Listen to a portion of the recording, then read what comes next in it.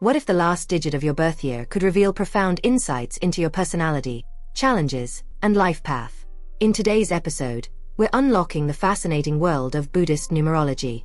Discover how ancient wisdom connects numbers to vibrational energy, shaping who you are and how you navigate life.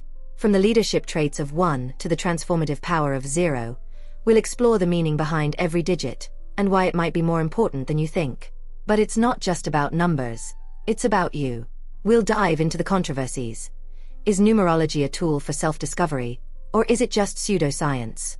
Can understanding your birth year digit empower free will, or does it limit personal responsibility? Whether you're a skeptic or a believer, this episode is packed with perspectives that challenge assumptions and uncover deeper truths about the connection between numbers and life's essence. By the end of this episode, you'll walk away with practical tools to reflect on your number, align with its energy, and even apply Buddhist-inspired practices to enhance balance and purpose in your life. So, what does your birth year say about you? Is it destiny, coincidence, or something in between? Stay tuned as we break down these powerful insights. And don't forget to like, comment, and subscribe to join the conversation and never miss an episode. Welcome back, everybody. Today we're looking into something a little different. The spiritual meaning of the last digit of your birth year. Oh. According to Buddhist philosophy. Oh, wow. A fascinating idea, right? Yeah. That numbers can hold vibrational energy. Right. And can maybe reveal insights into your character, strengths, even challenges. Okay. And think of it almost like a cosmic blueprint. Yeah. Offering guidance on your life's journey. Okay. Interesting. Now, I'm no expert on this stuff. Yes.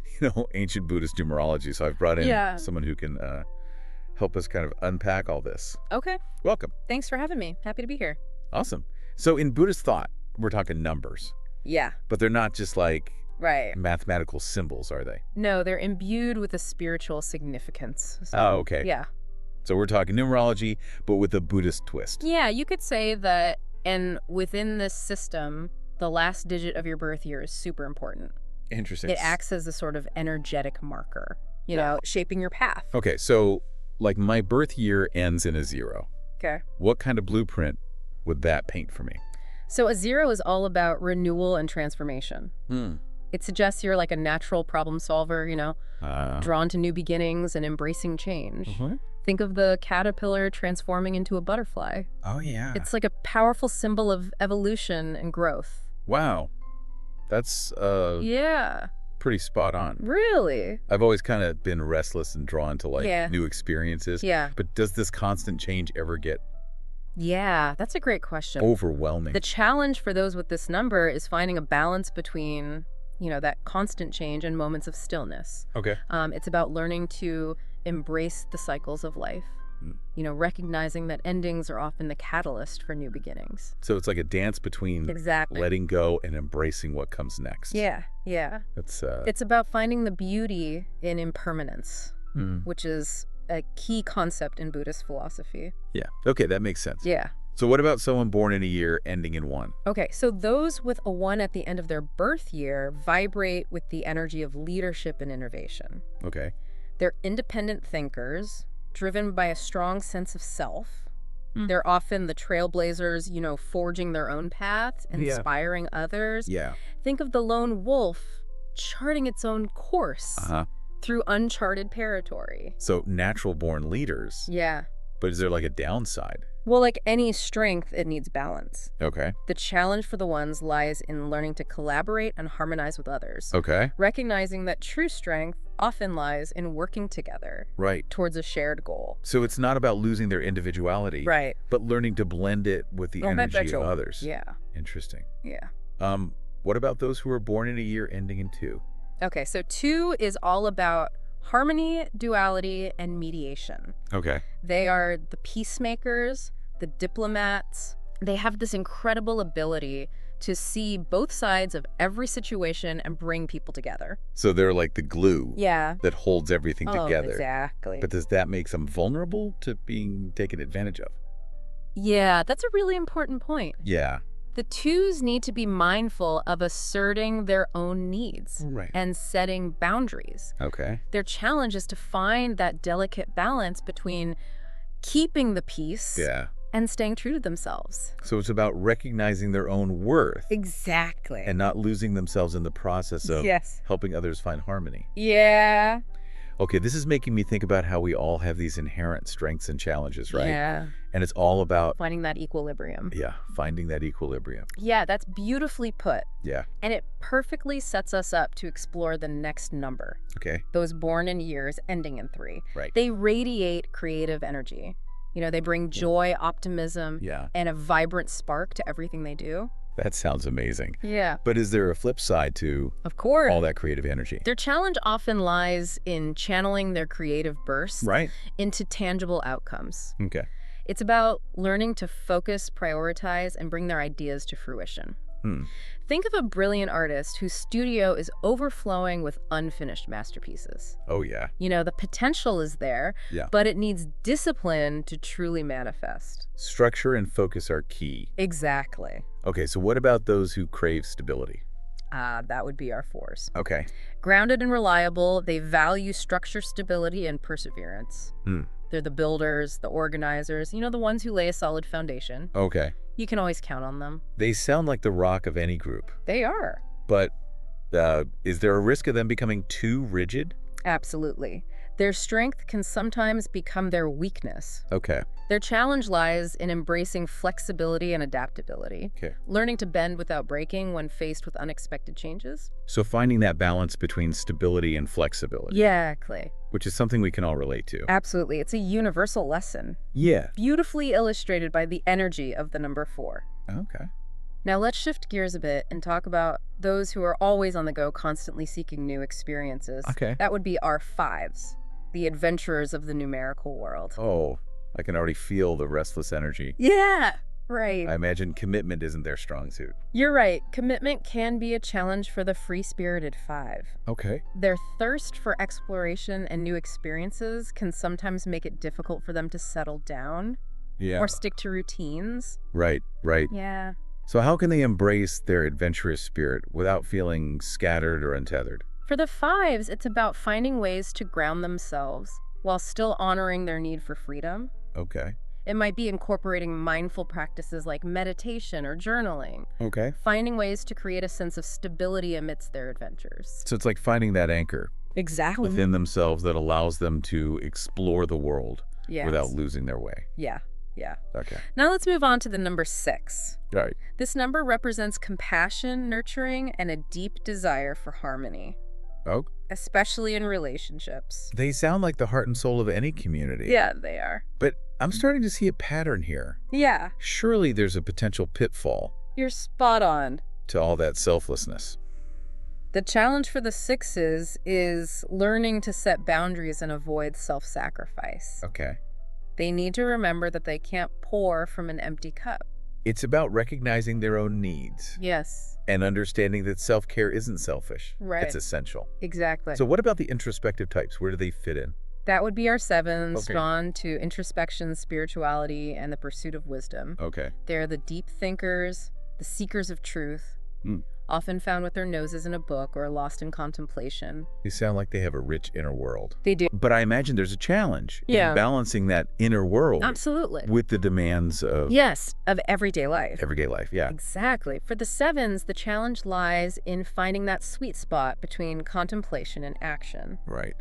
It's about bringing their insights and wisdom into the world, making a tangible difference. So it's about bridging the gap Yeah. between thought and action. Yes. Which can be a challenge for any of us, really. For all of us. Okay, so we've already talked about the ambitious 8s, Yeah. those driven to achieve and make their mark. Right. What about those born in years ending in 9? Okay, so the number 9 represents completion altruism and universal compassion. These individuals often have a profound sense of purpose, Okay. a deep desire to make a difference in the world. Yeah. They're the humanitarians, the visionaries, the ones who inspire us to strive for a better future. So true change makers. Yes. But with all that focus on others, is there a risk of them neglecting their own needs? That's a valid concern. The 9s need to remember that self-care isn't selfish. Right. It's essential for them to sustain their compassionate work. Okay. Their challenge is to cultivate balance, recognizing that they can't pour from an empty cup. So it's about finding that equilibrium between giving and receiving, Exactly. between serving others and nurturing themselves. Yes. That's a powerful message for anyone, really. Absolutely. It highlights the interconnectedness of all things, a core principle in Buddhist philosophy. Right. Now, this whole exploration of the numbers and their associated energies might have you wondering about some of the debates surrounding numerology. Yeah, absolutely. Yeah. I can imagine some people might be skeptical. Sure. Is this really a legitimate way to understand ourselves, or is it just a fun philosophical exercise? That's a question that comes up a lot. Yeah. Some people view numerology as a powerful tool for self-discovery, Right. while others dismiss it as pseudoscience. There's no easy answer, and that's part of what makes this topic so intriguing. So it's about approaching it with an open mind. Exactly. Right, recognizing that there are different perspectives and Yeah. interpretations. Precisely. It's about exploring these concepts with curiosity and a willingness to consider multiple viewpoints. Okay.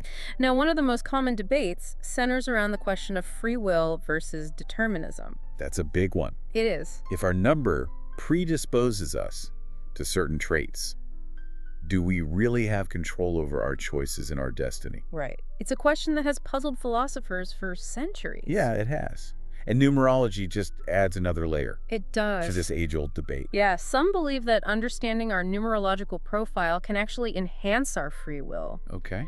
By becoming aware of our inherent tendencies, we can make more conscious and intentional choices. So it's not about being bound by our numbers, Right. but rather using that knowledge as a guide Exactly. to navigate our lives more effectively. Yeah, it's like having a roadmap that highlights potential obstacles and opportunities along the way. That's a great analogy. Thank you. But I guess the counter argument is that attributing too much significance to numbers can lead to a sense of fatalism.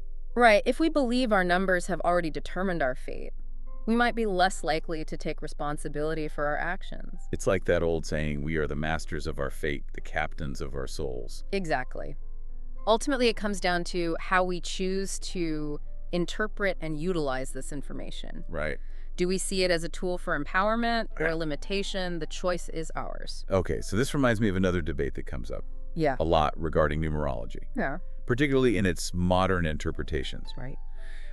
There's a lot of discussion about whether modern numerology is an accurate representation of ancient wisdom or a distorted, commercialized version. Yes, the debate surrounding the authenticity of modern numerology. Yeah. It's a complex issue with valid arguments on both sides. Okay. Those who defend modern numerology often argue that it's simply an evolution of ancient practices, Right. adapting to the needs and language of the modern world. So it's like updating an ancient recipe for a modern palate. I like that analogy. Yeah. But critics would argue that modern interpretations often oversimplify and misrepresent these complex ancient systems. Okay. They might claim that modern numerology has lost its spiritual depth, focusing more on entertainment and marketable trends Right. than genuine insight. So it becomes a question of discerning the true essence from Yeah. the superficial interpretations. Exactly. And I imagine this ties into another critique often levied against modern numerology, Yeah. the issue of cultural appropriation. Yeah, exactly. Critics point out that modern numerology often blends practices from different traditions without proper respect for their origins and context. Right. It's a sensitive issue that requires careful consideration and a deep respect for the cultural heritage of these ancient systems. So how can we approach numerology, especially in its modern forms, in a way that is both respectful and insightful?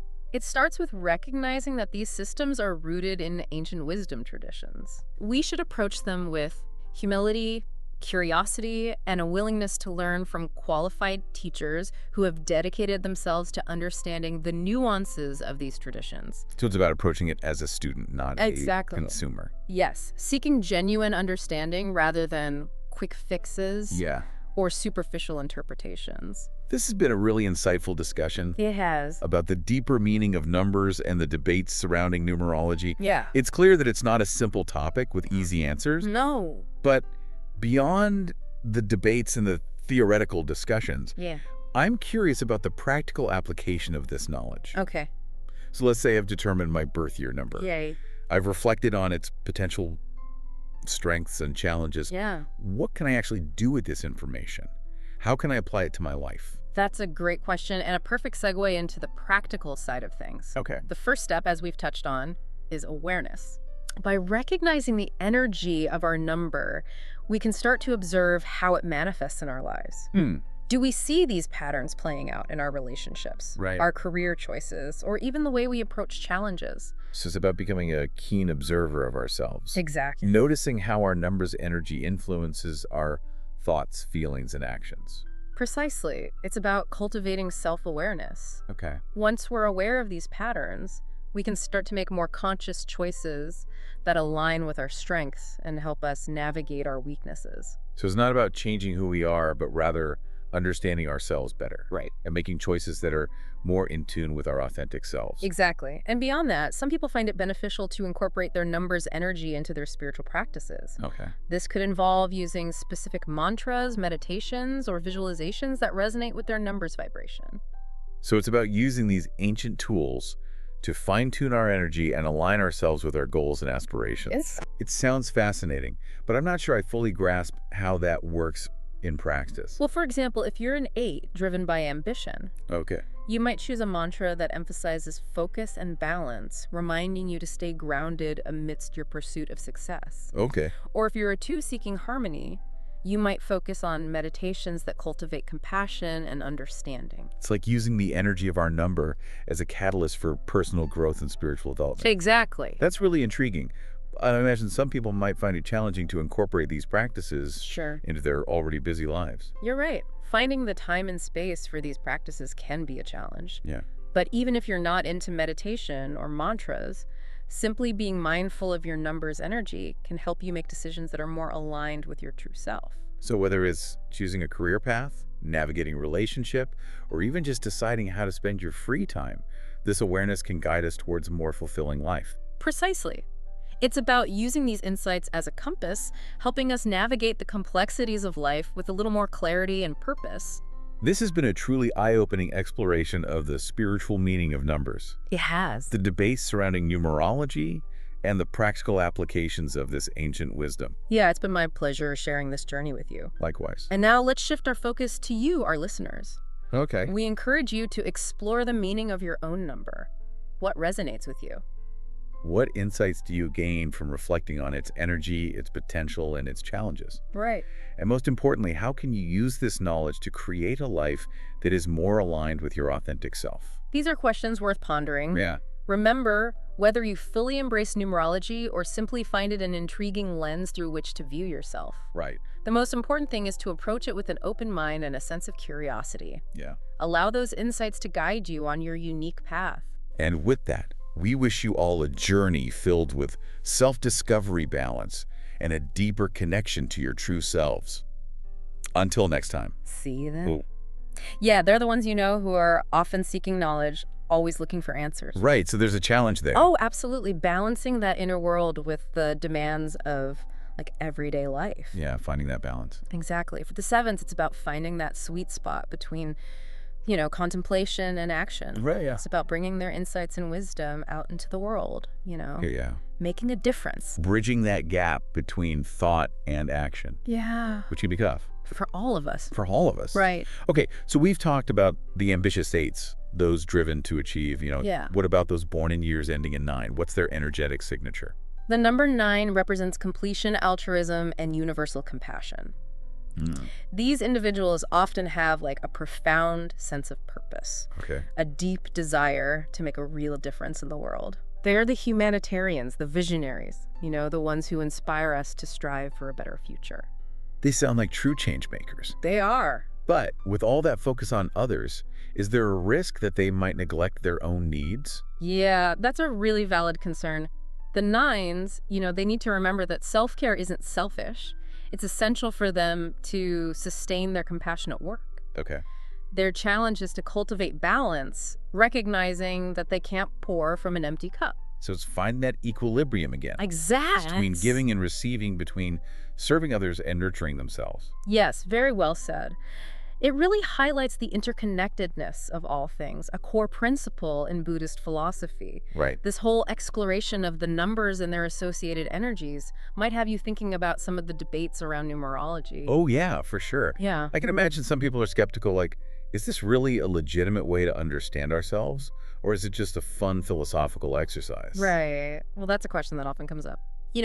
Some view numerology as a powerful tool for self-discovery, while others see it as pseudoscience. Uh-huh. There's no easy answer, and that's part of what makes it so interesting.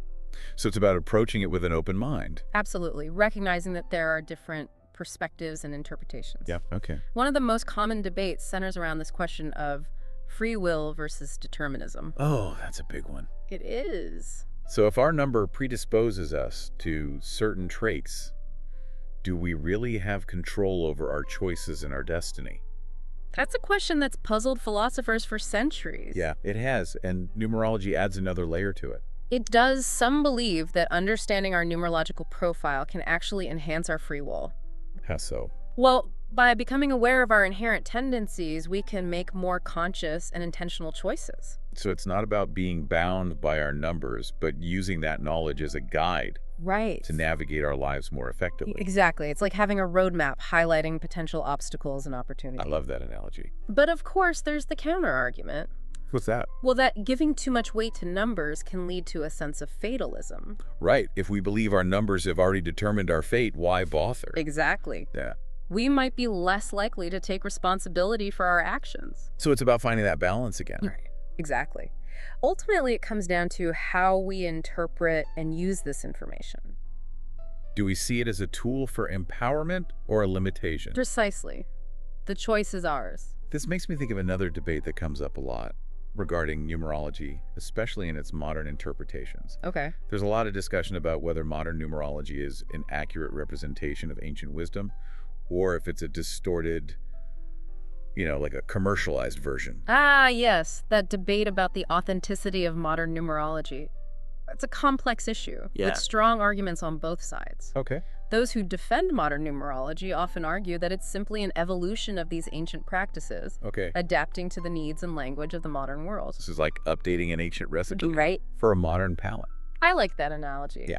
But the critics would say that modern interpretations often oversimplify and misrepresent these complex ancient systems. Right. They might claim that modern numerology has lost its spiritual depth, focusing more on entertainment and marketable trends than genuine insight.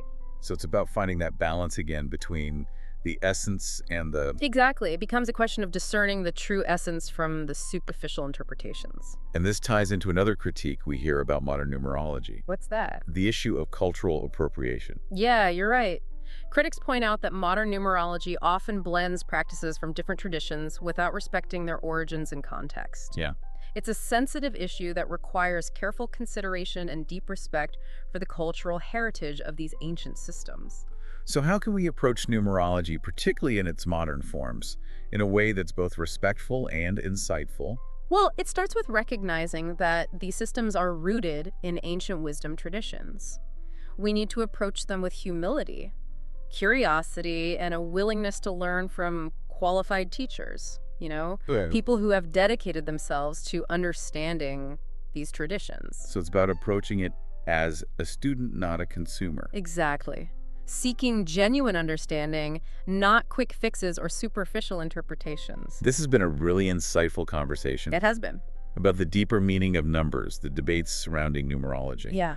It's clear that it's not a simple topic with easy answers. Not at all. But beyond the debates and the theoretical discussions, I'm curious about the practical application of all this. Okay. Let's say someone has determined their birth year number reflected on its potential strengths and challenges. Yeah.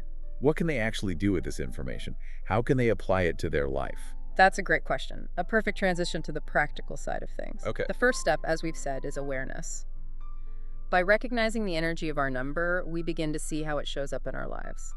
Do we see these patterns playing out in our relationships, our career choices, even the way we handle challenges? So becoming a keen observer of ourselves. Exactly. Noticing how our numbers energy influences our thoughts, feelings, actions. Yeah. It's all about cultivating self-awareness. Okay. And once we're aware of these patterns, then we can make choices that are aligned with our strengths and help us manage our weaknesses. So it's not about changing who we are, Right. but understanding ourselves and making choices that are in tune with our true selves. Exactly. And beyond that, some people find it helpful to actually incorporate their numbers energy into their spiritual practices. Okay, how would they do that?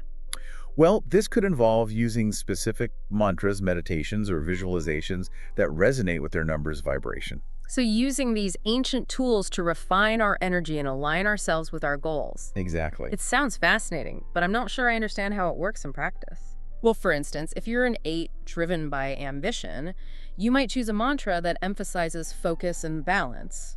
Reminding yourself to stay grounded Right. while pursuing success. Right. Or let's say you're a 2, seeking harmony. You might focus on meditations that cultivate compassion and understanding. So it's like using the energy of our number as a catalyst for personal growth and spiritual development. Precisely. That's really intriguing. But I imagine some people might struggle to fit these practices into their busy lives. Yeah, of course. Finding the time and space can be tough. Yeah. But even if you're not into meditation or mantras, simply being mindful of your numbers energy can help you make decisions that are more aligned with who you really are. So whether it's choosing a career, navigating a relationship, or deciding how to spend our free time, this awareness can guide us towards a more fulfilling life. Absolutely. It's about using these insights as a compass, helping us navigate life's complexities with more clarity and purpose. This has been a really eye-opening exploration It has. of the spiritual meaning of numbers, the debates surrounding numerology, and the practical applications of this ancient wisdom. It's been a pleasure to share this journey with you. Likewise. And now let's shift our focus to you, our listeners. We encourage you to explore the meaning of your own number. What resonates with you? What insights do you gain from reflecting on its energy, its potential, its challenges? Right. And most importantly, how can you use this knowledge to create a life that is more aligned with your authentic self? These are questions worth pondering. They are. Remember, whether you fully embrace numerology or simply find it an intriguing lens to view yourself through, the most important thing is to approach it with an open mind, a sense of curiosity. Right. Allow those insights to guide you on your own unique path. And with that, we wish you all a journey filled with self-discovery, balance, and a deeper connection to your true selves. Until next time. See you then. Yeah, it's been really interesting exploring this whole spiritual side of numbers. I agree. And I especially liked how you tied in those Buddhist principles, like impermanence and balance. Yeah, those core concepts really add depth to understanding numerology. Yeah, for sure. So before we wrap up, do you have any practical tips for our listeners, for how they can use these insights? Yeah, absolutely. So remember, awareness is key. Pay attention to how your numbers energy shows up in your life, like your decisions, reactions, even your interactions. Okay. So say you're a 5 and feeling scattered. Remember your need for freedom and exploration. Maybe it's time to shake things up, try something new, plan an adventure. So it's not about ignoring those urges, but understanding them. Exactly. Channel them in a positive way. Huh. Or let's say you're a 2 and you're always mediating conflicts. Recognize this is part of your energy. Embrace it, set boundaries, maybe even use it in a positive way. How so? Well, maybe volunteer as a mediator or look into a career in counseling. So our numbers can even influence our career paths. Yeah, they can offer clues about your talents and potential. That's really interesting. Okay, so what about incorporating these insights into spiritual practices? Well, there are lots of ways to explore that. One simple practice is choosing mantras or affirmations that resonate with your numbers energy. Okay. Like if you're a 7 seeking wisdom, you might try something like, I am open to divine guidance. I see. So it helps focus the mind. Exactly, and aligns your energy with your intentions. Okay, what about meditation? You could visualize your number, its color, or just its essence surrounding you. Okay. Focus on embodying its positive aspects. Let its energy flow through you. So you're tuning into its frequency. Yeah. And even if you're not into meditation or mantras, just being mindful of your numbers energy can guide you. Yeah. It can help you make choices that feel right for you. So whether it's a career, a relationship, even how you spend your free time. Exactly. This awareness can be a guiding force. It's like an inner compass. Precisely. Yeah. Pointing you towards a more fulfilling life. Well, this has been a really enriching conversation. I feel like I have a whole new perspective. Me too. It's been a pleasure sharing this journey with you. Likewise. So to our listeners, we encourage you to explore your own number. Yeah, reflect on its energy, its potential, its challenges. And how can you use what you learn to create a life that truly aligns with who you are? Those are powerful questions. They are. And remember, whether you fully embrace numerology or just see it as an interesting way to view yourself, Yeah. the key is to approach it with an open mind. Be curious. Yeah. Let those insights guide you. And on that note, we wish you all a journey filled with self-discovery, balance, and a deeper connection to your true selves. Until next time. Take care, everyone. As we close this fascinating episode, let's reflect on the lessons we've uncovered. Buddhist numerology teaches us that the last digit of your birth year isn't just a number. It's an energetic marker influencing your personality, life challenges, and even your destiny. From leadership and creativity to renewal and transformation, each number carries unique vibrations that can guide self-discovery and growth. But how we interpret and use this knowledge is just as important as the insights themselves. We've explored the symbolism behind each digit and how aligning with these energies can promote balance and intentional living. Whether it's through meditative practices, self-reflection, or mindful choices, you now have tools to better understand your strengths, challenges, and recurring life patterns. But here's where it gets interesting. Is numerology just a framework for introspection, or could these numbers reveal something universal about life's mysteries? Are we unlocking destiny, or simply creating meaning from randomness? This brings us to the big question. Does belief in numerology empower us to live more intentionally, or does it limit free will by relying on predestined patterns? For Christians, here's another challenge. If numbers truly shape destiny, could this be a missing piece in understanding divine plans? Or does it conflict with traditional faith in an omnipotent God? Drop your thoughts in the comments below and join the debate. We want to hear your perspective. Your engagement is what makes this community thrive. If today's episode resonated with you, or challenged your beliefs, let us know by hitting the like button, sharing your thoughts, and starting a conversation. Have a friend who'd love this topic? Share the video with them and invite them into this thought-provoking discussion. Together, we can dive deeper into the connections between numbers, spirituality, and the human experience. And if you're ready for more insights like this, make sure to subscribe to the channel and turn on notifications so you never miss an episode. From mystical philosophies to life-changing perspectives, we're just getting started on this journey of discovery. The next episode might be the one that shifts your perspective entirely, so don't miss out. If the last digit of your birth year holds so much power and meaning, could it be a missing key to understanding your destiny, or just a convenient coincidence we want to believe in? For skeptics and believers alike, are you shaping your life, or is your number shaping you? Share your thoughts and let's get the debate rolling. Don't let this conversation end here. If today's episode sparked your curiosity or challenged your beliefs, hit the like button to let us know. Subscribe to the channel and turn on notifications so you never miss another deep dive into topics that question, inspire, and provoke. And most importantly, join the conversation by leaving a comment below. Your voice is essential to this dialogue. Until next time, remember, the answers aren't always about finding absolute truth. They're about asking the right questions. Keep questioning, keep exploring, and keep the conversation alive. Your journey to self-discovery and understanding starts here. See you in the next episode.